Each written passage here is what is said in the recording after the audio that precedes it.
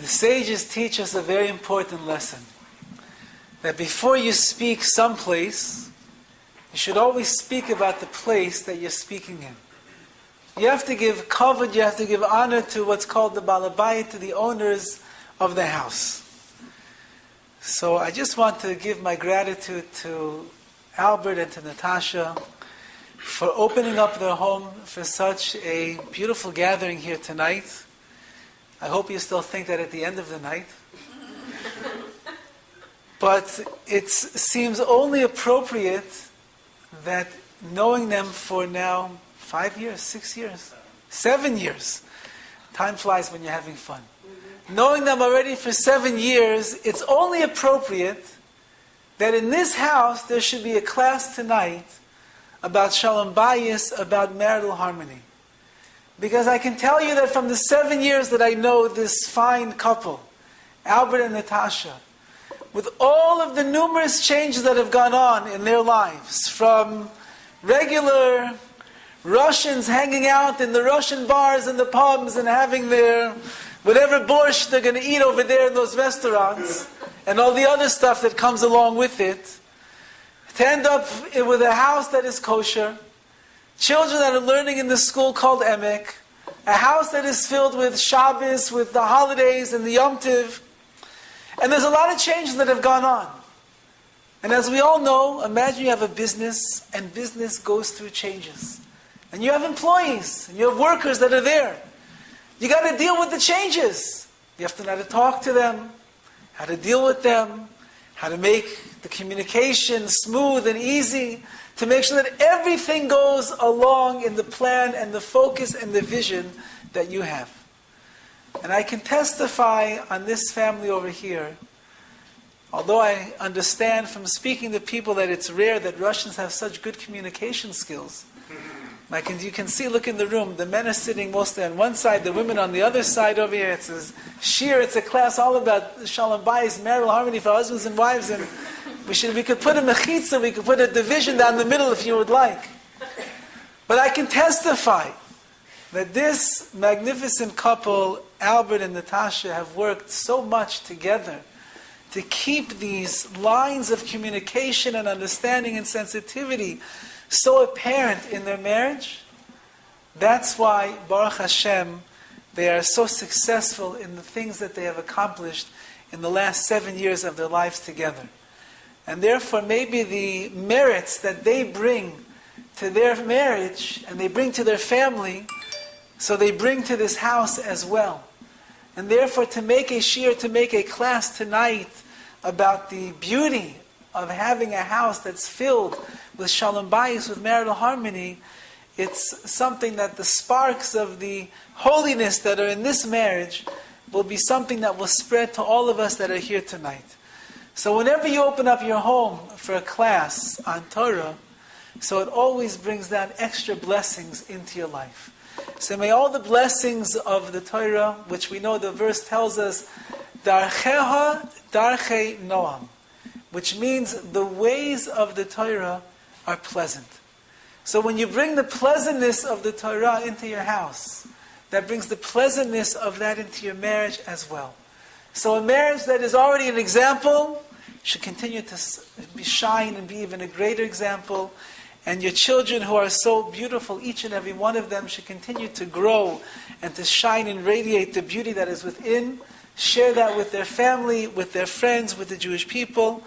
And may your family and your lives and your marriage always be filled with the pleasantness and the blessings that are coming from above. Okay, now let's get down to business over here.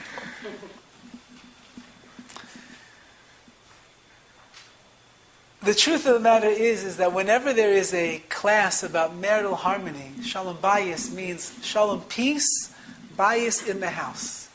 Whenever there's a class about peace in the house, normally people are a little bit nervous and embarrassed to come. Because they think, if I'm going to a class that's about making peace in my house, must be a sign that we don't have such good peace in the house. Otherwise, I don't need such a class. I was once counseling a couple, and their marriage was awful, awful. They weren't even Russian. It was terrible. They were fighting day and night. Now suddenly the husbands and the wives look at each other. Yeah. They were day and night like cats and dogs fighting with each other. They would call me every once in a while when it got emergency and they needed salvation. So I started a class in the shul that we have for men, all about how to be a better husband, how to treat your wife, how to understand her, how to be sensitive. And I thought for sure this guy is going to come to the class. First class comes, he doesn't show up. So I think, okay, maybe he missed it, whatever. I'll wait till the second class. Second class doesn't show up. So I said, where were you? I have this class, where were you? He said, I spoke to my wife. She says, we don't need such a class. Most people begin to get embarrassed when it comes to the classes of Shalom Bayis, of marital harmony. If I'm coming, it must mean that there's something wrong with my marriage. And probably, from what I understand about the Russian world, it's probably true tonight. However, you should know that nobody that's sitting in this room is here because there's something wrong with their marriage. Everyone that is sitting here tonight only came because they want to make a marriage that is good even better. And if your marriage is not so good, so we'll make it good. And if it's great, let's make it even greater. We can make America great again, folks. Now, the Russians are known for many things.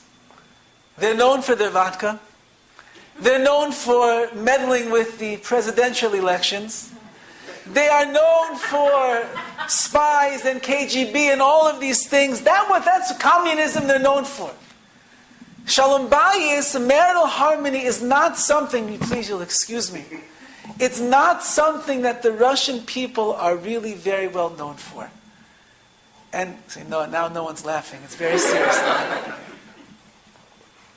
But that's okay.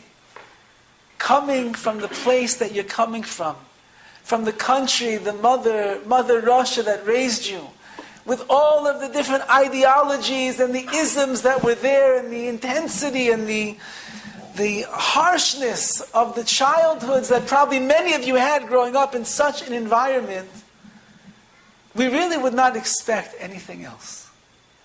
And marriage becomes a learning opportunity for everyone that's involved, husbands and wives. Remember, wives, it's not only the husband's faults. There are many things that women do that undermine and destroy marriages.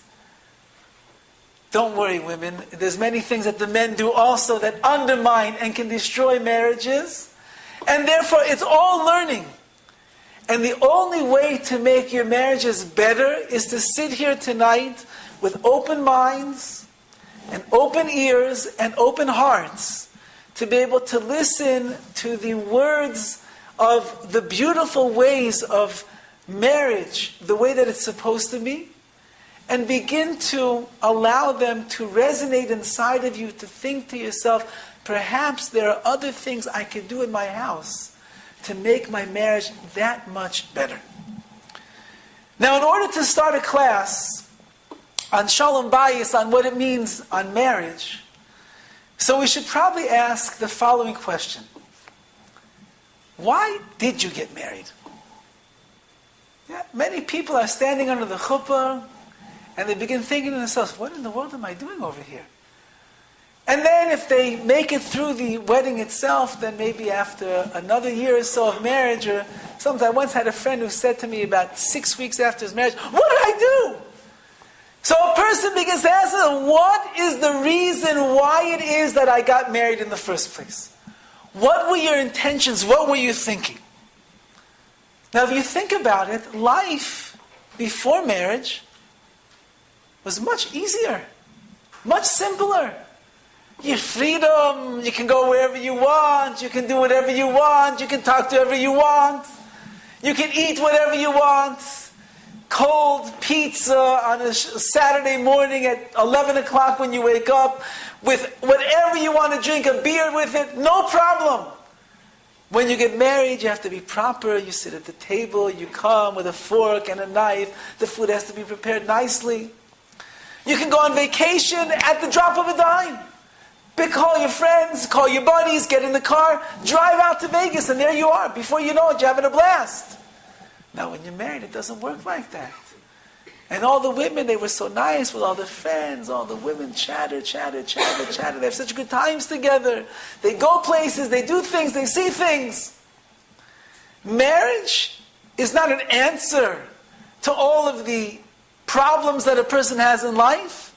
Marriage becomes something that becomes so intensive in one's life that often they sit and they say, wow, what would have been if I never got married? If I never met her, and I never fell in love, and I never decided to ask her to marry me, and we wouldn't have stood under the wedding canopy, the chuppah together, how much greater could my life really be at this time? What has marriage accomplished? I can tell you. Gray hair, stress, credit card bills that just keep piling up, nagging day and night over the things, you don't do this and you don't do that, and 25 years ago you didn't do that either, and still you don't do that. Ulcers, maybe. Heart palpitations. Sometimes you get in the car, you're on the way home from work, and suddenly you just can't bring your car to drive home. Whatever, there was a fight last night, you got upset with one another, you hate her guts, she hates your guts, you don't want to see one another, you don't want to talk to each other. You can't get out of the car when you get to the house. Except you're hungry, so you go inside, so you get something to eat for dinner. So marriage was maybe a dream that everybody had. It's going to be such an unbelievable union of two couples, two people together, coming and creating a beautiful edifice, a house that's filled with happiness and joy. However, at the end of the day, often for many people, again, I'm not saying everyone in this room, I assume this is the people that have a good marriage and they want to make it better, but often it becomes something that is filled with arguments and difference of opinions and harshness and fighting and all the different things that take place. So why'd you do this to yourself? You didn't have to get married. Could have lived, partners. That's what they have in America. They partner. She's my partner. What does that mean, she's your partner? Well, we lived together for 75 years, but we don't have bank accounts together. Our names aren't the same last name. We had kids from previous marriages. We share them. All the different things that go on over partners. It's my partner. You could have just had a partner. You could have a dog too. You could just have a partner in life. Why did you have to make a union where the two of you are together and you say under the wedding, under the chuppah, in life and in death, we will never leave each other. We're always going to be here. And you read your vows and they're so nice and mushy and you're crying with each other. What did you think that you were going to gain? The second question. What did you think that you're going to gain by getting married? When you were asking your wife to marry you, what was running through your mind that you thought you're going to get in this world by getting married to this person that's sitting across from you? So you're thinking love, romance, going to have pleasure, physical pleasures. We're going to have a beautiful life together. We're probably going to have, like they have in America, 1.2 children. We're going to have two incomes coming in. I'll take a little bit of the stress off me financially. We'll be able to go on vacation and we'll have the family pictures from Hawaii with all of us there, with the snorkels on our face. It'll look so nice and cute. It'll be such a beautiful life that we're going to have together. This is what marriage is, the dream that everybody's dreaming about. However, we know that when push comes to shove, and we think to ourselves about all of the things that we gained over the years of marriage. Again, I don't know what the average age of a marriage, whether it's 5 years or 10 years or 15 years or 20 years or 25 years. But it's not all about the picture. The pictures do look nice on the wall. But it's not all about the pictures. Anybody could smile in a picture. Anybody could put down a few $1,000s and run off to Hawaii for a family vacation, and yet nagging and fighting and arguing the whole time. And they come back and they need another vacation just from the vacation that they had because it was so miserable.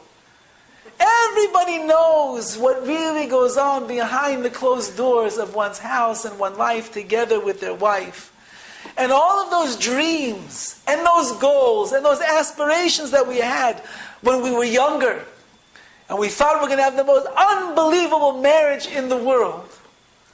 We know that as the years go on and the time dissipates in life, it doesn't always work out like it does in Hollywood. It's not every night. I remember there was once some movie years and years and years ago. I don't remember who the two stars were. But they were really married, husband and wife. And they were acting in the movie as a husband and wife. And the stories that were didn't even need the Inquirer to make these stories. This was just in the regular papers. They were fighting and screaming and yelling at each other, tooth and nail, the entire time of the filming of the movie.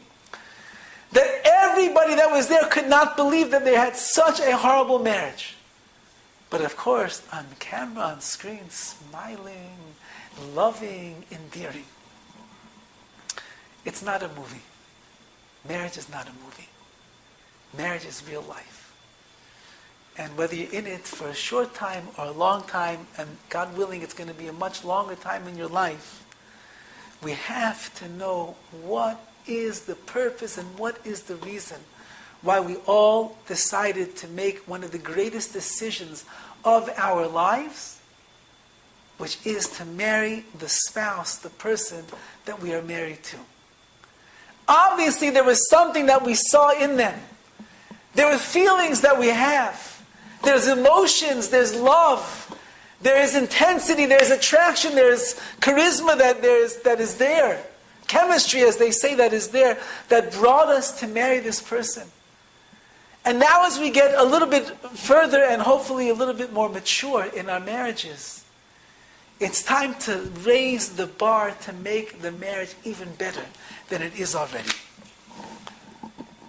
So what's the purpose of marriage? So if we go back to the beginning of time, and we look at the way in which the world was created, we recognize that every single thing in this world has a purpose. There's a plan. And the way that God, in His infinite wisdom, created the world, He made everything special and unique, exactly the way that it is supposed to be. Sun rises in order to bring light and warmth and heat to this world. And when the sun goes down, the moon comes up, so that we're not walking around in total darkness. A little bit of light, the shimmer of the moon comes down so that we can see. There are fish, and they were equipped with gills, so they can go into the water and they can swim and they can breathe through the water. There are birds that were given wings so that they can fly up into the sky and do their job that they have to. And there's other animals that are here down on this land, and some have sharp teeth so they can sink into their prey. Others have gentle teeth because all they need to eat are leaves and plants. And every little thing and detail of this world is here with a plan, with a vision, with a purpose. And one cannot do the job of the other. If you'll take a fish out of the water, it can't breathe, it's going to die. If you take a bird and you throw it into the water, it won't be able to breathe, it's going to die. If the sun would never rest from the earth would burn up. You know, the scientists say that if the position of the sun is so perfect, that if it was just one drop more closer to the earth, the entire earth would burn up into smithereens. It's located perfectly in the sky. Move it in the wrong direction and the world will be destroyed. Every single thing. You have a pen. A pen was meant to write with. You have a bowl. The bowl was meant to put your food inside of it. A fork was meant to be able to eat the right way. Everything has a purpose. And if that purpose is not being used for what it's meant to be, so then it's wasted and it's going to have no reason at all to be here in this world. Why did God create man? Why did He create us? We're here. not some cruel joke that he has to see how you're going to fare of 100 years of life. What's it going to be like? You know, they have a very famous saying in Yiddish, a Mensch tracht and Gott lacht, which means man makes all these plans and God just laughs. How many things have you tried to do in your life that you thought, oh, it's going to work out great? And suddenly something happens and it turns the other way around. You're going on a long journey, a long trip, everything's going to be great. We went last year on a family vacation. We were trying to figure everything out, based on the computer, where we're going to go, where we're going to be heading. We planned the world's worst family vacation ever. My kids will never ever let me live down how horrible the family vacation was. I thought I planned an amazing, great time. It's going to be unbelievable. Everywhere that we went, total disaster. You make plans, and Hashem laughs at them. Because He's running the world. What was He thinking about when He created mankind? And if we'll understand this, we'll begin to understand what the purpose of marriage is really all about. The Torah tells us the following. Every single person is created what's called B'Tselem Elokim, in the image of God. Every person that is sitting here is a godly image of the Creator of the world. Which means that whatever the Creator and the Master of the world is able to do, if I want to find my godliness inside, if I want to find my godliness inside, I also have to find a way to resemble the Master and the Creator of the universe. And that's what it says in the Talmud, Mahu rachum, af ata rachum. Just like God is merciful, you should be merciful. Just like He does chesed, He does acts of kindness, you should do acts of kindness. Just as He feeds the poor, you should feed the poor. Just as He lets His little children, as the people come and cry to Him, take your little child on your lap and let them cry to you as well. Whatever He does, I'm here in this world to emulate the ways of the Master of the universe. Now, if the Master of the universe does things for mankind, does things for people, He gives us life, every breath of air He gives us, everything that goes on in our life, it's all ordained. He can only do what He does because there are people that are here in this world. If it would just be God, and there would be nobody else around, He would not do all of the wonderful things that He does for each and every one of us. Giving, caring, loving, merciful, empathetic, kind, listening, understanding, answering our prayers. He does everything that He does because there are other people here in this world. So if I want to emulate the ways of the Almighty, then it must mean that there's got to be other people around in my life. Otherwise, how am I going to act like He does? And it's what it says inside of our Torah. It says the following. Vayomer Hashem Elokim, God said to Adam, the first man, Adam, Loi toiv heyois ha'adam levadai. It is not good for a man to be by himself. Esaloi ezer kenegdo, therefore I will make for him an ezer, someone that is going to help him and work together with him, so that the two of them can join their souls together as one, and they can become the greatest unit that is possible. Because if there would not be two, then I would be all by myself. And if I'm all by myself, that would be not the reason and the purpose why it is that I was created. So what does this mean for us? This means that the reason that you got married is because you have to get married. A person that will live by themselves all of their lives will be what's called lo tov, which means not good. A person who exists for themselves and all of their fun and excitement and the good times that are out there on the streets, that is something that the Torah says is not good. But a person who learns to live for somebody else, to give to somebody else, to share their life with somebody else, to be there for somebody else, that is a person that becomes what we call in the words of the Torah, that is someone that is good. The only way to become good is to have a spouse in your life. You cannot accomplish it any other way.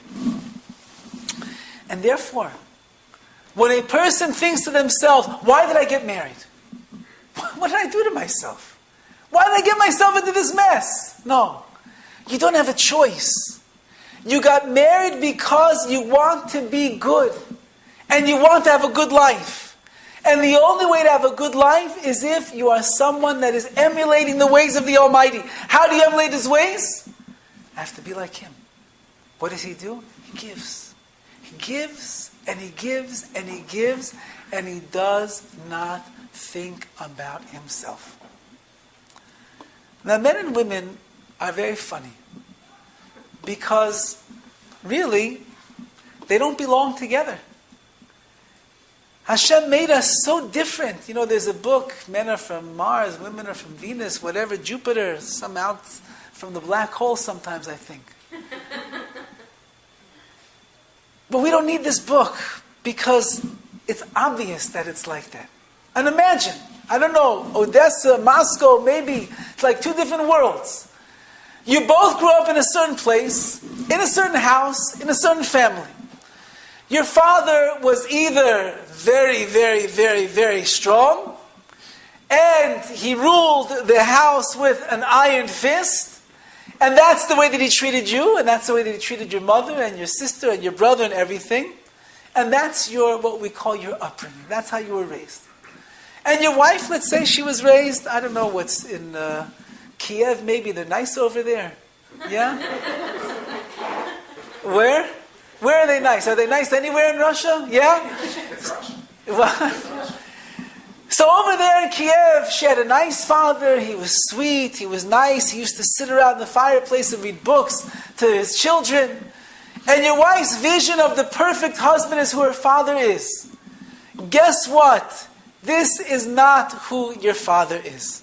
No matter how much you dream, how much you pray, and how much you wish that it would be, but he's simply not. But he's a great man on his own. He's a great person. He has so many things going for him. That's why you married him.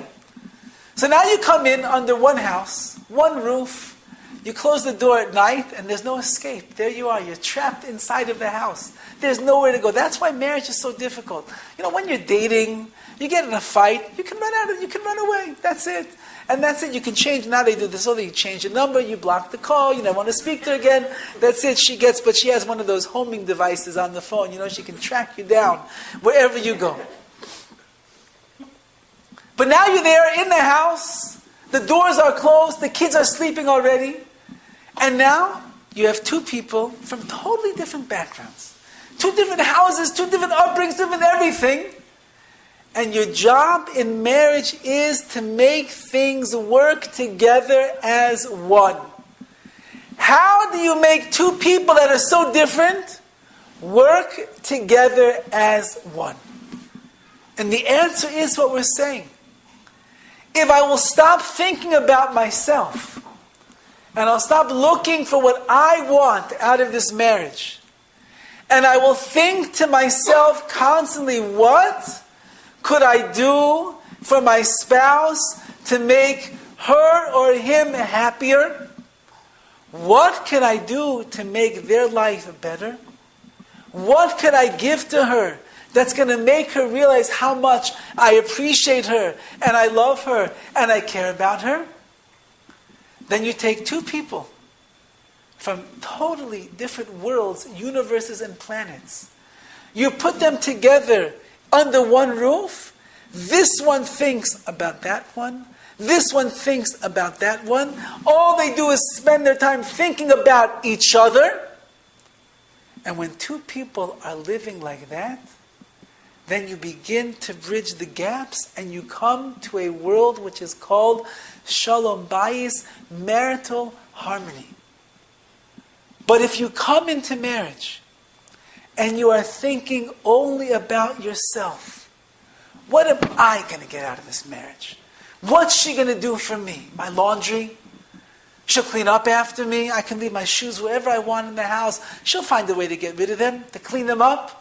When I come home from work at the end of a long day, I've been working, making money. I expect my meal to be hot on the table.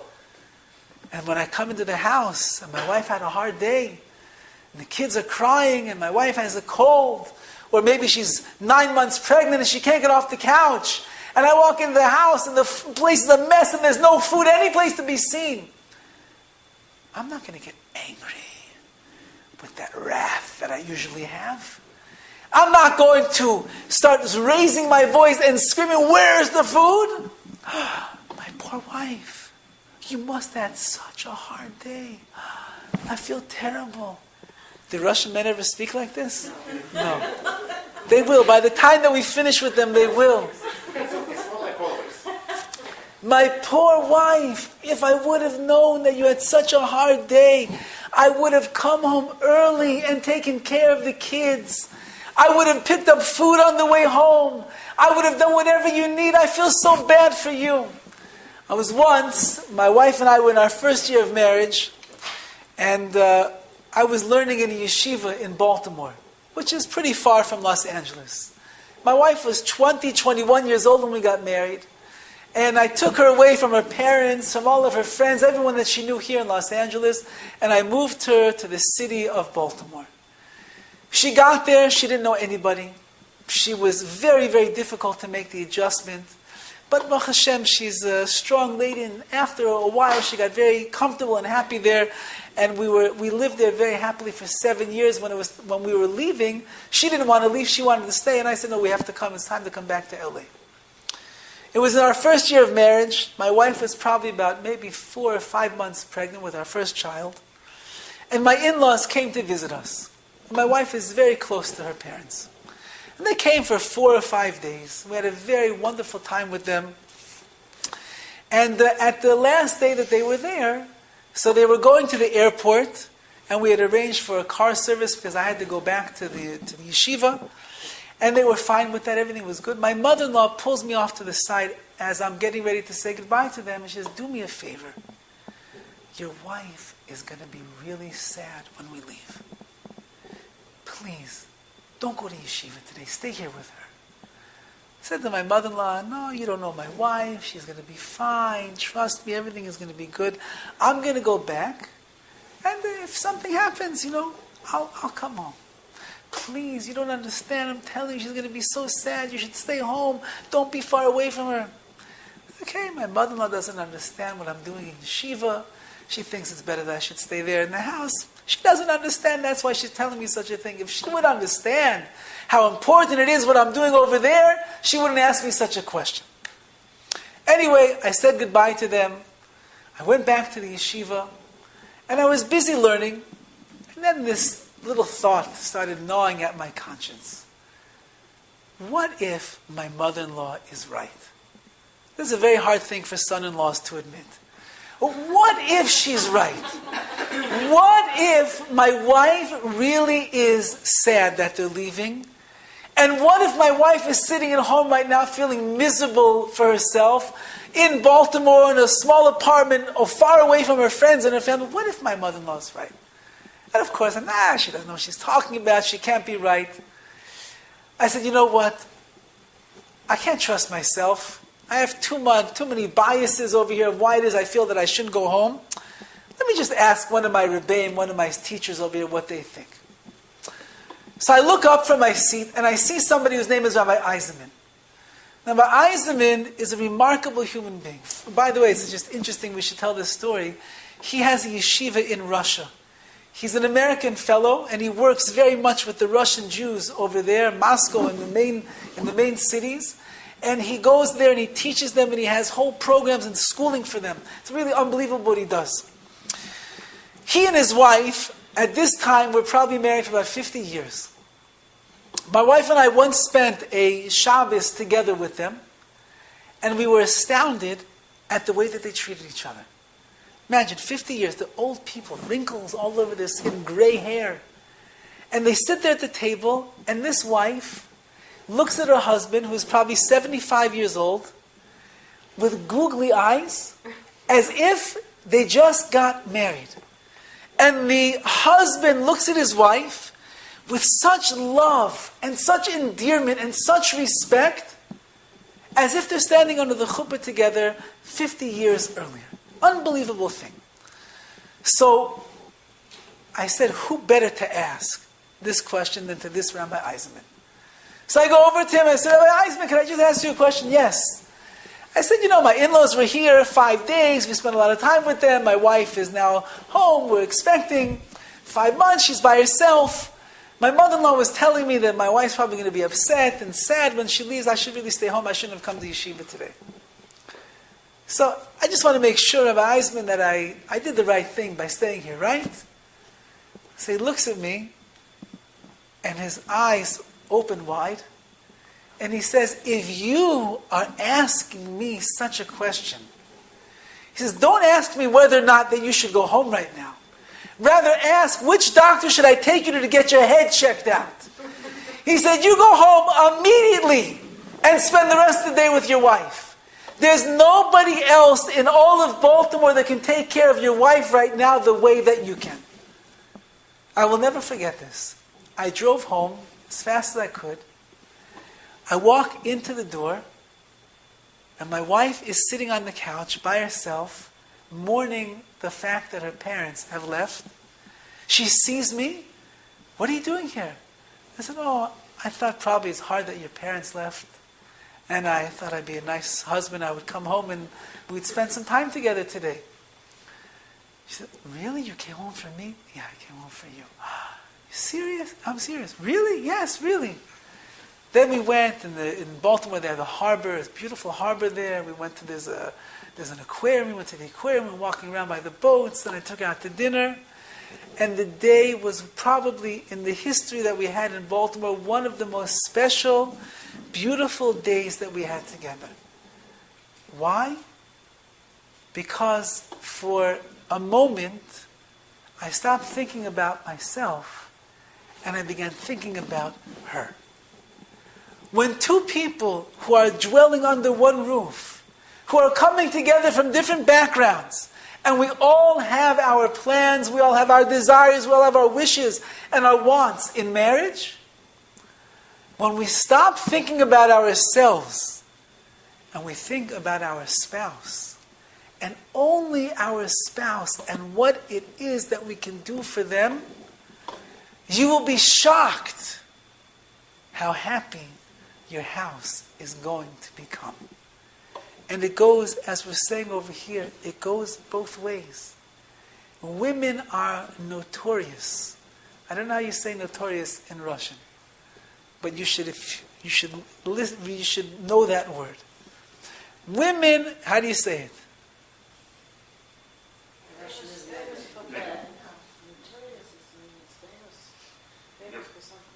Yes.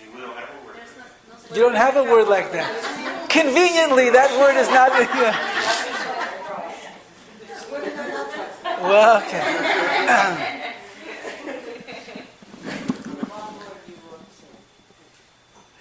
Women are notorious for always thinking that the whole world revolves around them.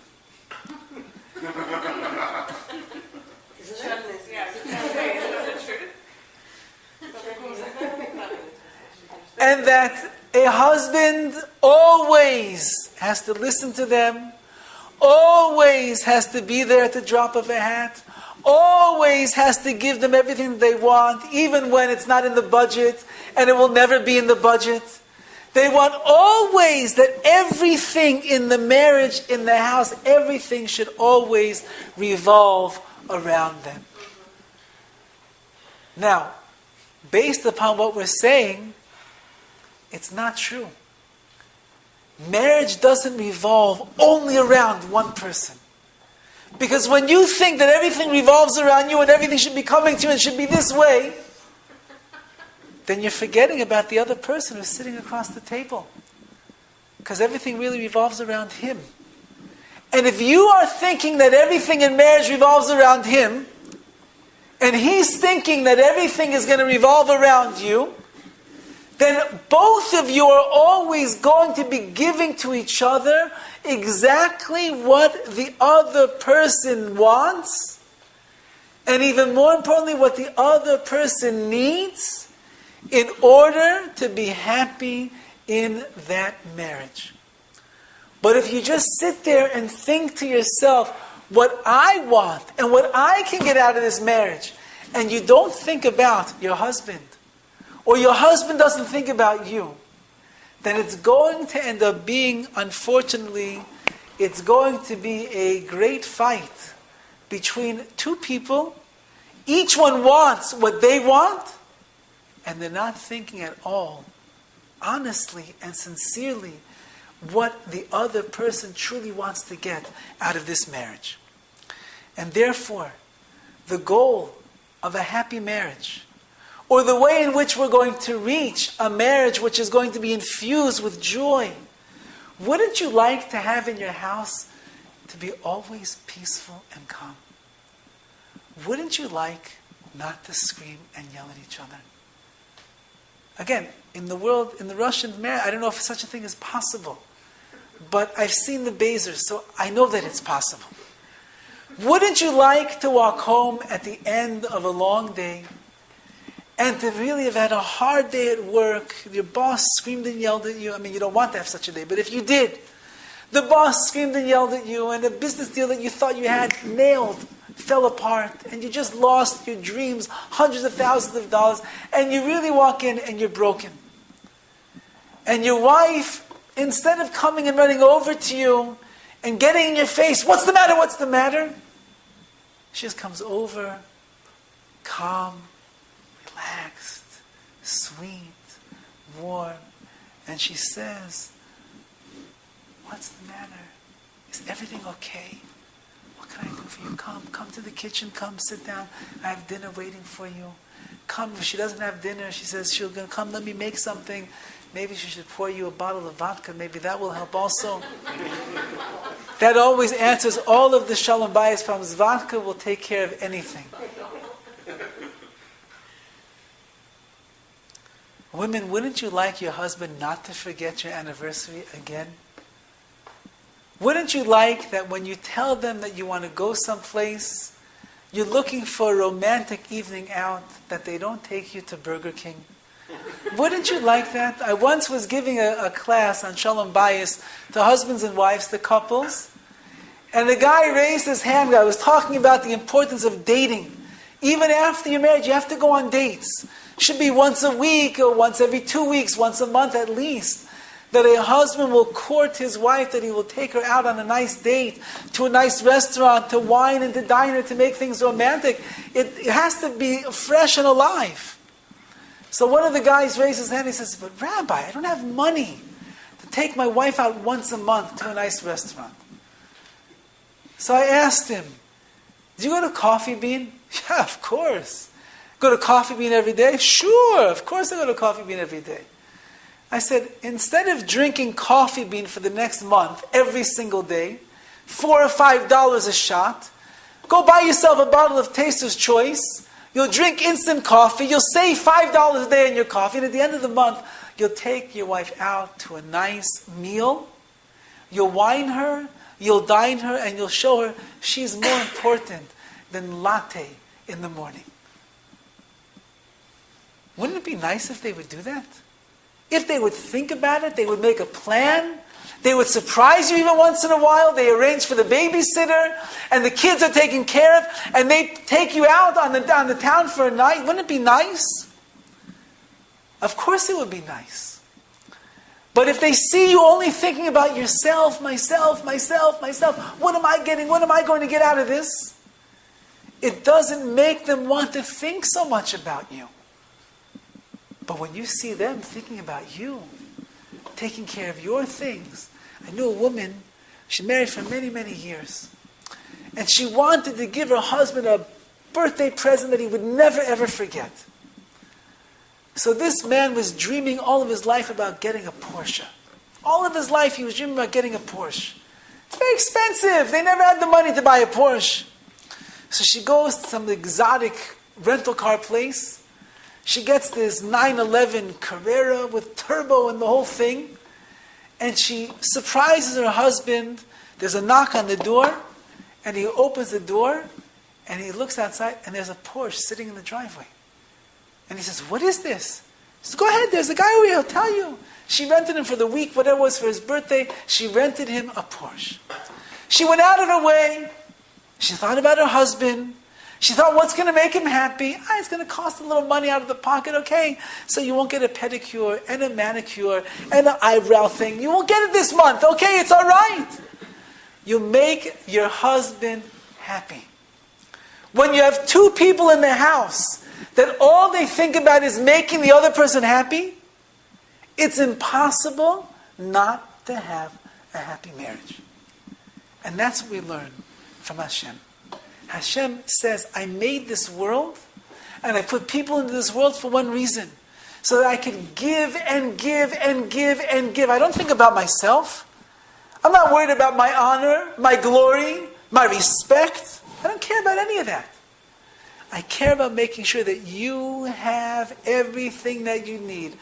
Oxygen in the air, water to drink, the sun is positioned perfectly, it never gets too cold, it never gets too hot, the food tastes good, the sky is beautiful.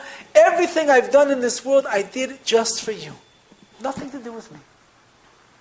If I want to emulate the ways of the Almighty, I have to do the same thing. Everything in my life is not for me. I'm not trying to get ahead. Everything in my life is for you, is for somebody else. Why do we get married? Because that's the one relationship that we have in our life that stays constant, where for 120 years, however long we will merit to be married to our spouses, every day I could live just for you. Not for me. You made me dinner, you didn't make me dinner, I don't really care. You smile when I walk in the room, you don't smile, I don't really care. You got me my anniversary present I was dreaming of, or you didn't get it to me, doesn't really matter to me. I think only about you, right? Dogs, we can think about dogs all day long. We think, what do they need? A biscuit. We get them, a nice little bow over there. It's dressed for the occasion tonight. All day long we think about our animals and our pets and what we can do for them. We think about our cars. We think about our vacations. We think about our money. We think about our business. We think about everything. The only person that we truly have to think about all day long is our spouse. And if a person will do that, they will be shocked. Shocked! In the matter of hours or days or weeks, the atmosphere in one's house will begin to change drastically. Because you're not there for yourself anymore. You're only there for them. I want to leave you with a story that is probably one of the most powerful stories that I've ever heard before in the world of Shalom Bayis, of marital harmony. It's an extremely high level. We're certainly not holding there after one class, but it's something for us to keep in mind of what the goal of life in marriage is supposed to be. Anyone that knows the history of the old city of Jerusalem knows that in about the late 1800s, the early 1900s, many of the Jews were coming over from Europe, from Russia, from Poland, from Hungary, and they were settling the land of Israel. And in the old city of Jerusalem, if anyone's ever been there today, you can see the cobblestone streets, you can see the old houses. Some of those houses are hundreds, if not 1,000 years old. And these people were coming and they were settling down in these little tiny apartments that were there, trying to raise their families and live the dream of the Jewish people in the land of Israel. There were many people that are called hidden tzaddikim, hidden righteous individuals. We never saw them, we never heard about them, but they lived a discreet, modest life of righteousness.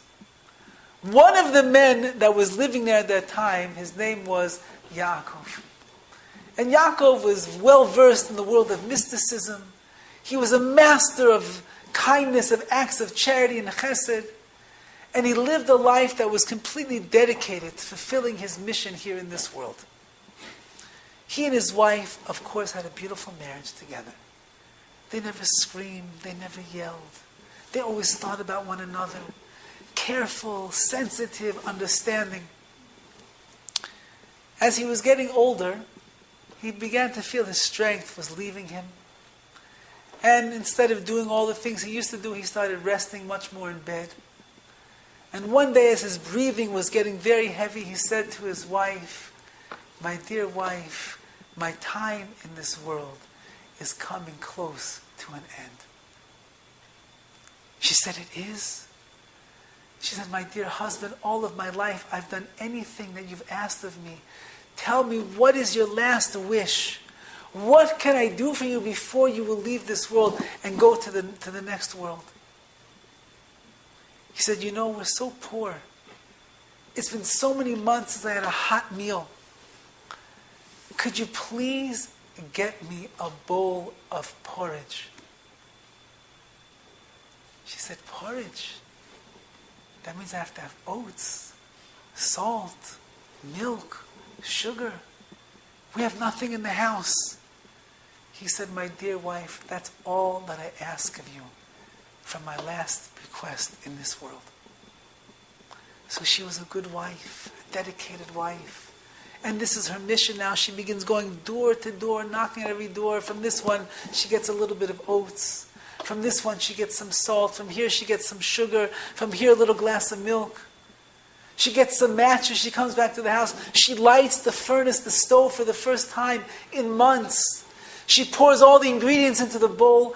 And for the first time in months, the house smells with the delicious sense of the delicious aroma of fresh, hot porridge. And after she mixes it for the last time, she puts it into a bowl, and like a prized jewel, she comes to her husband. She says, "My dear husband, Yaakov, here is the bowl of porridge that you have asked for." And her husband looks at her and he says, "It's not for me. It's for you. In a few hours, I'm going to leave this world. I don't need to eat right now. But you, my dear wife, will have a lot to do after I leave. The children, the funeral expenses and the preparations, running the family, everything that you're going to have to do. You are the one who needs a good meal. My last request and my wish is, you eat the porridge. You're the one who truly needs it." And so she sat down, and there in front of her husband, she ate the bowl of porridge. And a few moments later, he took his last breath of life, and he left this world. And she was left with the most valuable lesson in the world. Marriage, not about me. Not about what I want, what I dream of, what I wish of, what I hope for. All of my marriage is about you. About the person that I stood under the chuppah with so many years ago. The vows that I made, that I promised I'm going to make the other person happy. How will I make them happy? Only I have the answer. And the answer is, the more that I will think about them and focus on them and their life and their wants and their needs and be sensitive to who they are, and I fulfill their desires, the happier she's going to be or he is going to be. And they in turn will do the same thing to me, and the happier I'm going to be. And my house is going to be a house that's filled with peace and harmony and happiness. Marriage is the most beautiful thing that anybody could ever commit themselves to. But you have to know what you're doing.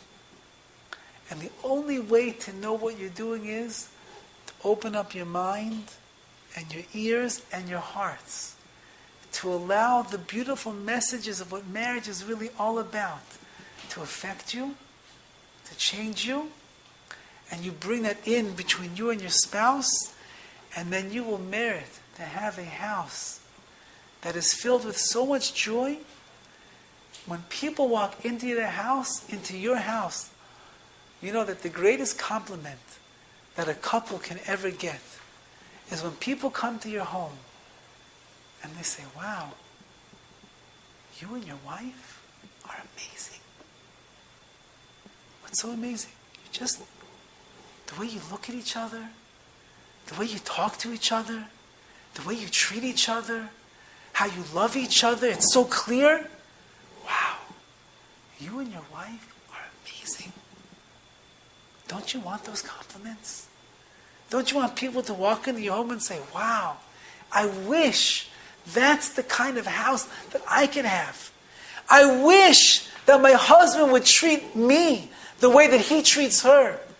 I wish my wife would be so sensitive and so kind and so nice and talk to me the way that she talks to him. Wow!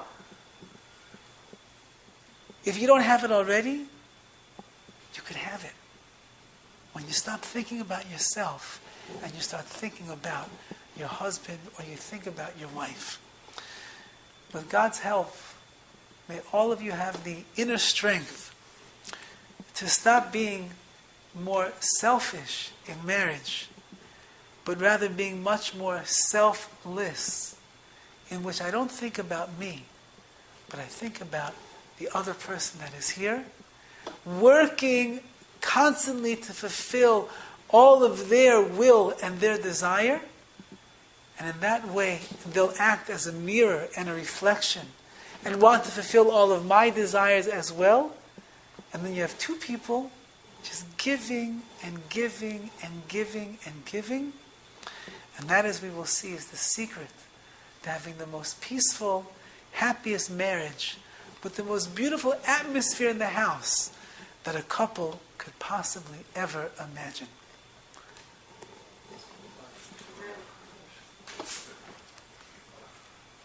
Good luck. Happy to take questions if anybody has. See, I told you, you all have good marriages already. At what point do you? At what point do you think that it's not working, regardless of what you do, where you need to divorce and maybe find another partner? How do you? In other words, how long do you keep trying? Because you're trying really hard, and it's not working, but you keep trying and trying to be selfless. Well, the thing is that the husband and the wife have to be in agreement and on the same page to make real efforts to make things work in the right way. That, the D word, is the last thing after a husband and a wife have tried together so honestly and sincerely to sit down, to understand each other, to work things through, to be open, to be honest, to make communication in a way that is different than it's been all those years, to sit down with somebody that can advise and to guide. Sometimes when two people speak together by themselves, so you remember, you're coming in with your way, she's coming in with her way, and people don't really hear each other. Right? If two people are talking, nobody hears what the other person is saying. If two people both have they're sure that this is what the problem is in the marriage, so you think one way, she thinks another way, then you're not communicating with each other. That's why sometimes when you have a third person that's sitting there that could advise and could listen objectively to what's really going on over here, they could point out the differences that are there in the marriage and try to help to bridge the gap so that this communication and the relationship becomes something that is much more positive and has much more potential than sometimes the couple themselves believe or they see with their own eyes. But that last resort, last resort. I've seen marriages that looked like they were falling apart. Today, if you would see them on the street, you would think that they must have had a marriage from the very beginning like that. As long as a couple is willing to work and make efforts and humble themselves to their spouse together, again, unless it's a very drastic situation, most marriages can work. Yeah? I have a question. Why is the contract for 120 years? Why is it not for 100 or 200? No, we just said, 120. no, we just said because Moses lived till 120 years and he had a full life. So we always wish a person that they should have 120 years, like a full life like Moses. But it's in the Tuba, it says. Doesn't it say 120? I don't believe it says 120 in the Ketubah. No. I don't believe so. I'll double check, but I don't think that it says 120. But again, He's counting. I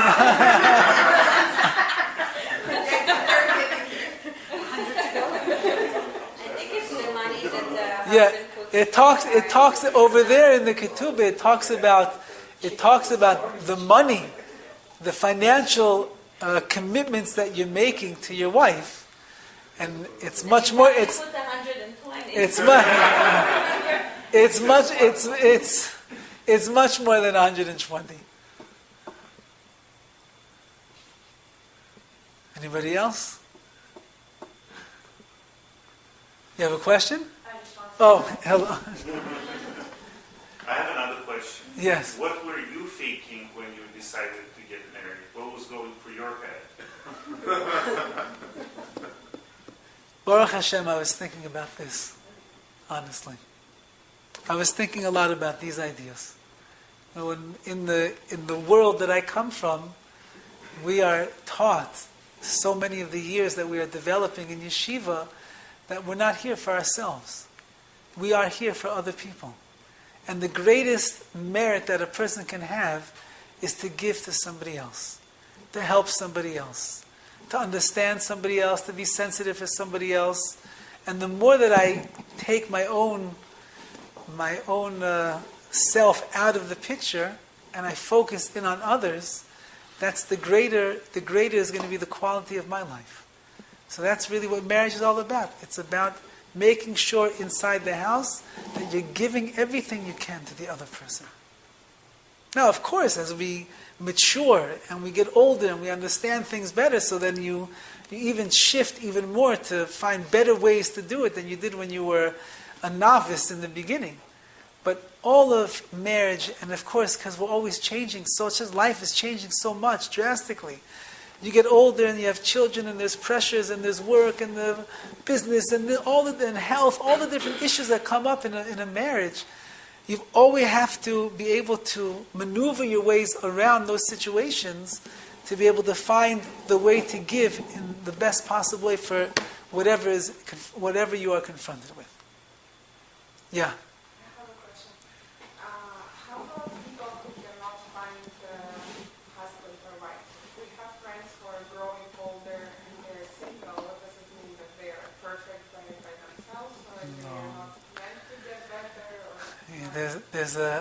There's a famous story that a young man who was already in his 30s and he was still dating. Again, in the religious world, everyone starts dating when they're like 21, 22. Often get married by the time they're 22, 23 years old. And if you're 35 and you're not married, you're like an old man already. So a fellow who was about 35 years old came to one of the greatest sages of that time. And he began crying to him. I'm dating for so many years. I went through so many different girls that I dated. I can't find what we call besheret. I can't find my soulmate. So the rabbi told him, what are you talking about? You dated her 10 years ago. You passed her up. Many times people think there's always someone better is going to come along. I'll find someone better, they'll be nicer, prettier, more handsome, kinder, this or that. And therefore they could be dating the person that they could get married to and they should get married to, but always in the back of, no, I'll find somebody else. And they pass up the ones that are potential candidates to be their spouse. I'm not saying that every situation is like that, but people that are too picky in who it is that they're going to marry often will make that mistake. They could have married 100 dozen people by now. But they just kept thinking, no, something better is going to come along, and it's not, I don't want this and that and this problem over here. So nobody is perfect by themselves. Everybody needs a spouse to become even greater. And a person that doesn't have a husband or a wife in life is unfortunately going to be lacking and missing out.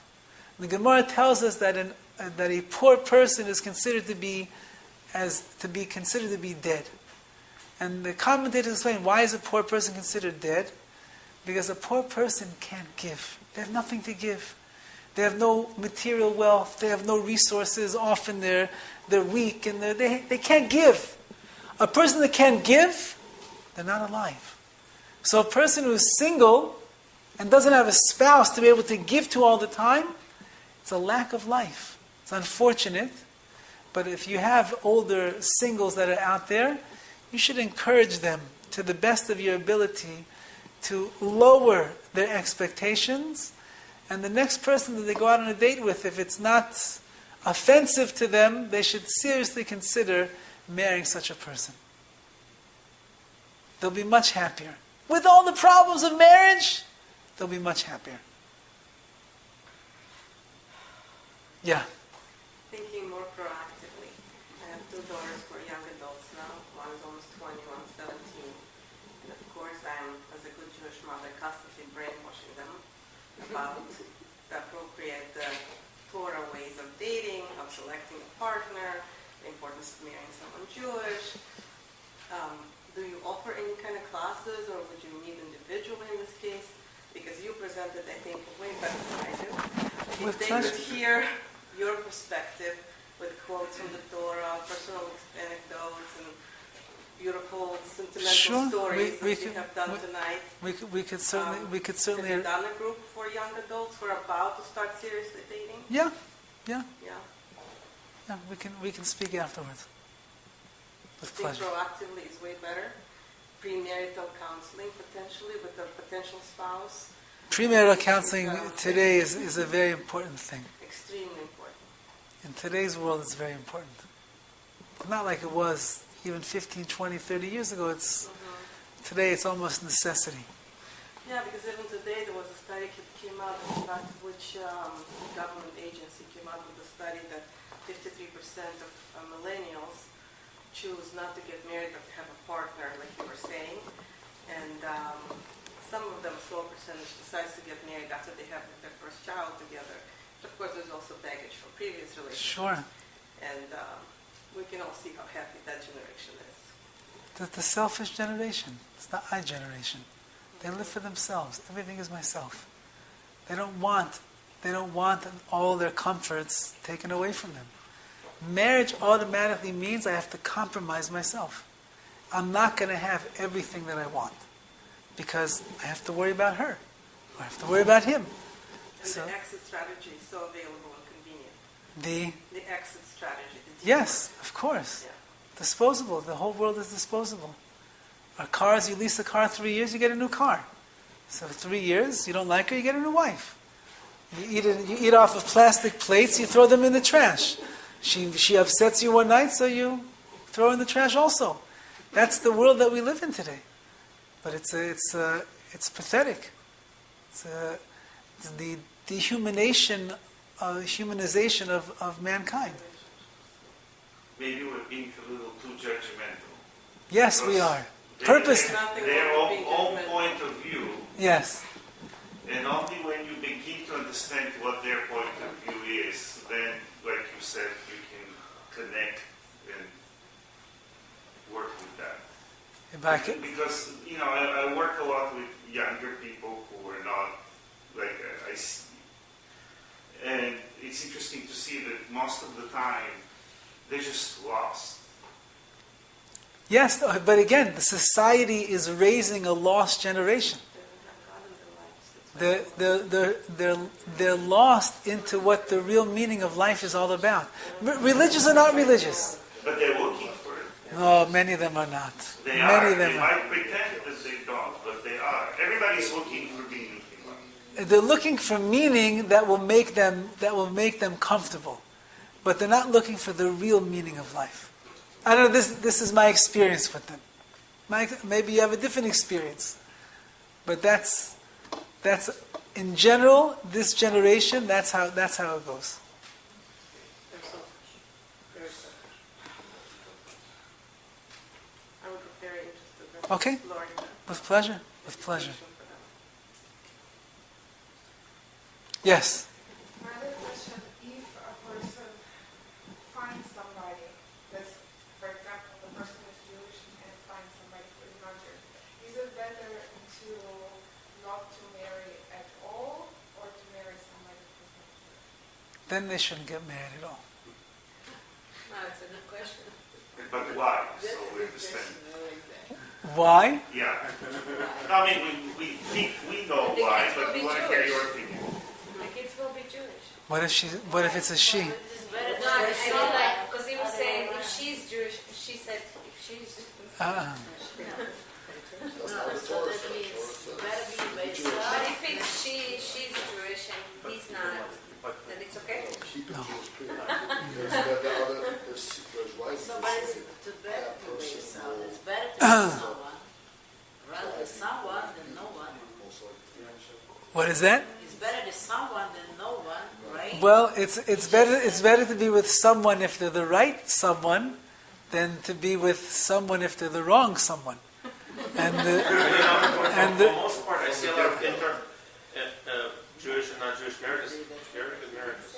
At least from my experience, very, very good marriages. Like who?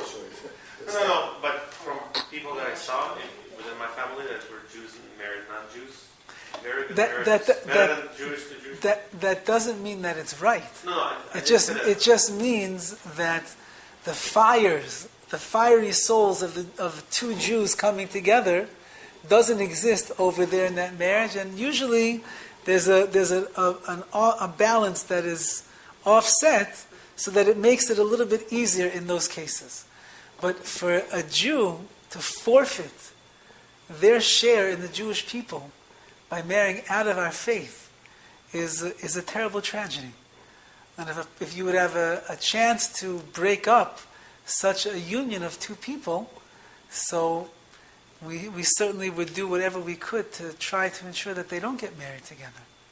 But nobody knows what happens in close to the two. You can say they're happy and they're miserable together too. Right, which is also true.